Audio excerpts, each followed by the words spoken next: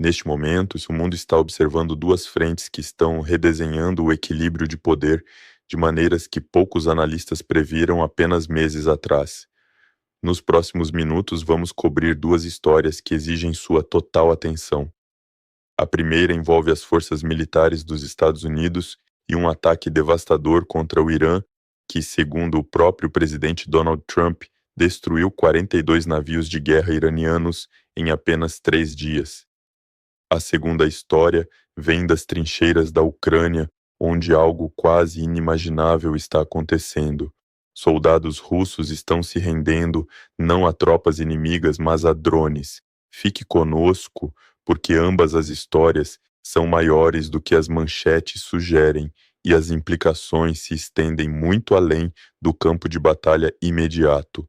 Vamos começar com o Irã, porque o que Trump disse em 7 de março de 2026, durante a cúpula do Escudo das Américas em Doral, na Flórida, não é o tipo de declaração que é feita e depois silenciosamente esquecida. De pé diante dos chefes de Estado de 12 nações do hemisfério ocidental, Trump disse à sala que as forças americanas destruíram 42 navios de guerra iranianos no espaço de 3 dias. 42. Ele também disse que destruíram a força aérea iraniana e eliminaram completamente sua infraestrutura de comunicações. Em suas palavras, todas as telecomunicações desapareceram. Pense nisso por um momento. Se ao menos metade do que Trump descreveu é preciso, o que acabou de acontecer com o Irã não é uma escaramuça, não é um ataque limitado. É o desmantelamento sistemático da capacidade militar de um país em um prazo que teria parecido impossível em qualquer cenário sério de simulação de guerra apenas alguns anos atrás. E é aqui que a história fica ainda mais complexa. Trump não apenas reivindicou vitória militar, ele também repetiu, sem apresentar nenhuma prova, que o Irã estava à beira de desenvolver uma arma nuclear. Ele disse aos líderes reunidos que o Irã teria tido uma bomba nuclear e, na sua visão, teria usado. Sua formulação exata foi que os Estados Unidos fizeram um favor ao mundo. Agora, essa afirmação tem circulado no discurso político americano por anos, e toda vez que surge carrega um peso enorme, porque se for verdade, todo o cálculo estratégico muda. Um Irã nuclear não seria apenas um problema regional, seria um desafio civilizacional para todo o Oriente Médio e para cada país que depende da estabilidade dos mercados globais de energia. Mas o fato de Trump não ter apresentado nenhuma prova é significativo, e analistas sérios não podem simplesmente aceitar declarações presidenciais como inteligência verificada sem corroboração. O que sabemos é que Trump já havia sinalizado agressão. Apenas dias antes desta cúpula, ele anunciou o que descreveu como um ataque muito forte contra o Irã e deixou claro que a destruição completa de áreas e grupos populacionais estava sendo considerada. Essa é uma linguagem extraordinariamente provocadora, vinda do líder da força militar mais poderosa da história humana, e nos diz algo crítico sobre a postura que Washington está agora adotando em relação a Teherã. A era da pressão diplomática moderada e das sanções incrementais pode estar cedendo lugar a algo muito mais direto e muito mais perigoso. Agora vamos recuar e entender o que a força militar do Irã representava antes desta suposta destruição. A marinha iraniana, embora não seja rival para os grupos de ataque de porta-aviões americanos em guerra naval em mar aberto, havia desenvolvido uma sofisticada doutrina de guerra naval assimétrica no Golfo Pérsico e no Estreito de Hormuz. Esse estreito, uma via navegável, estreita com menos de 40 quilômetros de largura, em seu ponto mais estreito, é a passagem pela qual aproximadamente 20% do suprimento mundial de petróleo flui todos os dias. A estratégia do Irã nunca foi derrotar os Estados Unidos em uma batalha naval convencional. Era ameaçar esse ponto de estrangulamento com lanchas de ataque rápido, minas, mísseis antinávio e enxames de drones, elevando o custo de qualquer ação militar americana a níveis inaceitáveis. Se 42 dessas embarcações estão agora destruídas, esse cálculo de ameaça mudou fundamentalmente, e se seus sistemas de defesa aérea e comunicações também estão degradados ou destruídos, o Irã está em uma posição de vulnerabilidade aguda que não enfrentava há décadas. Os efeitos geopolíticos são imediatos. Rússia e China, ambas as quais aprofundaram suas parcerias com Teherã nos últimos anos, estão agora olhando para uma situação em que um de seus principais parceiros no Oriente Médio foi militarmente paralisado. Para a Rússia, que tem dependido da tecnologia de drones iraniana para sustentar seu esforço de guerra na Ucrânia, isso não é apenas um constrangimento diplomático, é um potencial problema de cadeia de suprimentos. Para a China, que importa uma parcela significativa de seu petróleo por rotas que a instabilidade iraniana pode ameaçar ou proteger dependendo do alinhamento político do momento, o cálculo acaba de se tornar significativamente mais complicado. A segunda maior economia do mundo não pode se dar ao luxo de assistir o Golfo Pérsico se tornar uma zona de guerra sem consequências para sua própria segurança energética e suas próprias parcerias estratégicas. E ainda assim, nada disso nos diz o que vem a seguir dentro do Irã, um regime que acabou de perder sua marinha, sua força aérea e sua infraestrutura de comunicações, não simplesmente aceita esse resultado e segue em frente. O corpo da Guarda Revolucionária Islâmica, a espinha dorsal ideológica do Estado iraniano, sobreviveu a crises antes. A questão é se esse nível de degradação militar se traduz em fratura política interna ou se, na verdade, consolida o sentimento de linha dura dentro do país.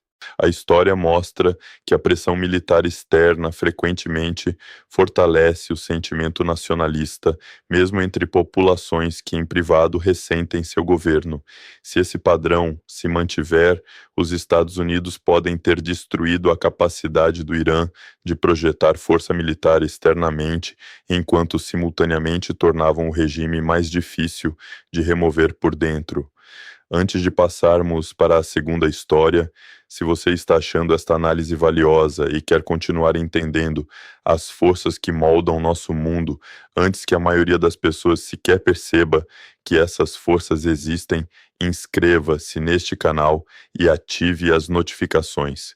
Cobrimos geopolítica da forma como ela merece ser coberta, em profundidade, sem simplificação e sem o ruído. Agora, vamos chegar à Ucrânia.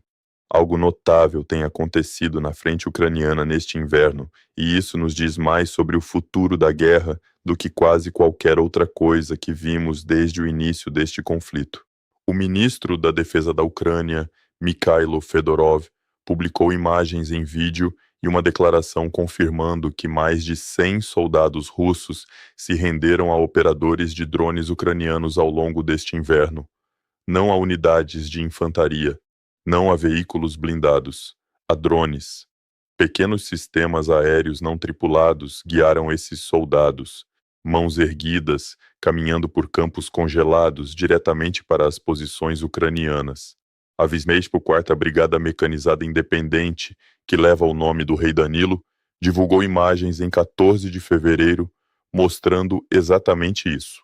Tropas russas caminhando em direção às linhas ucranianas enquanto um drone pairava acima delas, observando, guiando, documentando.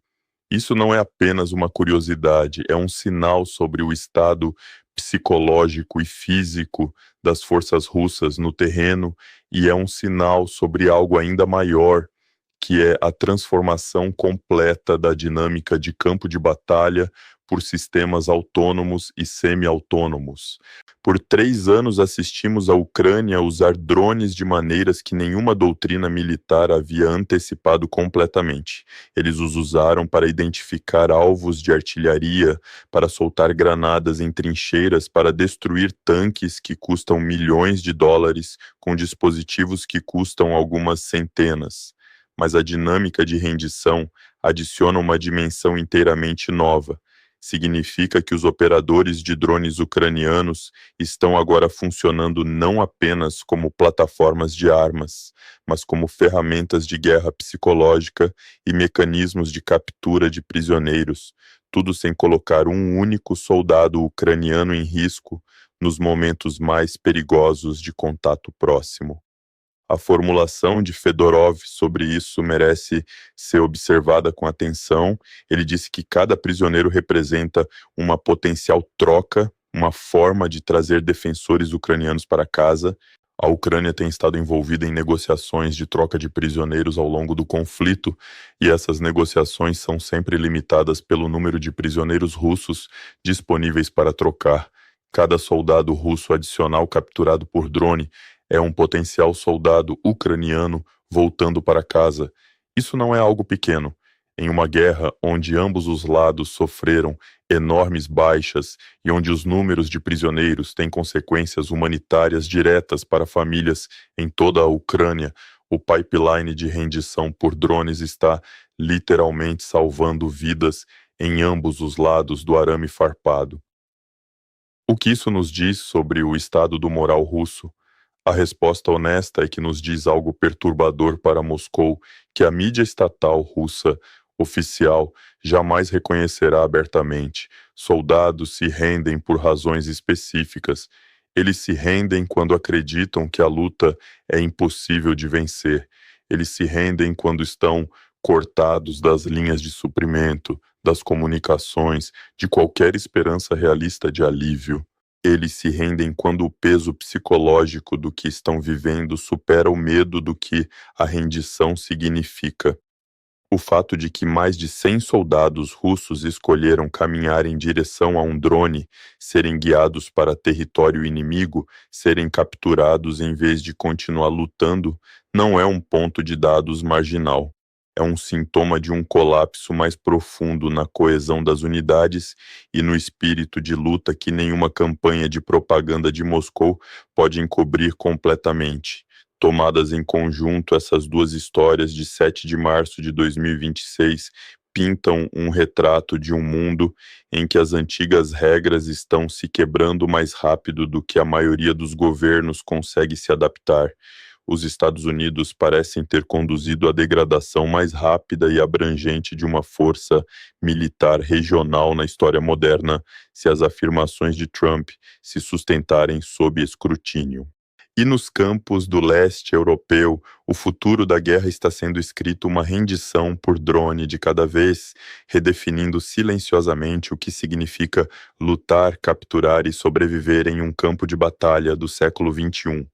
A questão que deveria manter os estrategistas acordados esta noite não é o que acabou de acontecer, é o que acontece a seguir em Teherã, em Moscou e em cada capital que está agora recalculando o que o poder militar americano significa em 2026. Deixe seus pensamentos nos comentários abaixo. Para onde você acha que isso está indo e qual desses dois desenvolvimentos você acredita que terá o maior impacto de longo prazo na estabilidade global?